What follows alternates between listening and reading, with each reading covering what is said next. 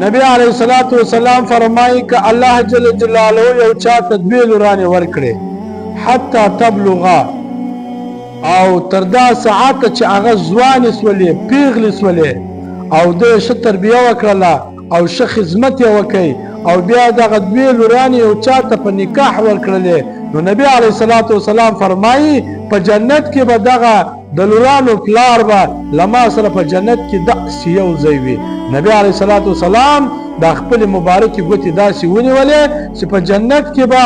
دغه کس چې الله دوی لورانې ورکړې وي او دوی ښه خدمت وکړي او بیا په نکاح ورکړلې نو په جنت کې به دوی لما سره داسې یو ځای وي. دا به زه یم او دا به د هغه دوو لورانو پلار وي په جنت کې به لما سره یو ځای وي.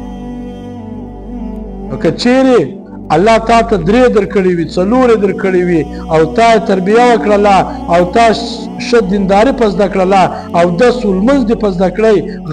غسل دې په زده کوي او قرآن شریف دې په زده کوي بیا دې سم دینداره هلک ته ورکړله نو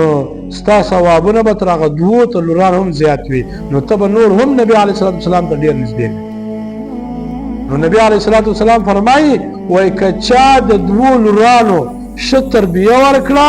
ښه خدمت یې وکړي بیا دا دوی لورانې چاته په نکاح ورکړلې نو له ما سره به په جنت کې یو ځای وي. ته به پر خپله لور باندې لمونځ زده کوې اودس به په زده کوې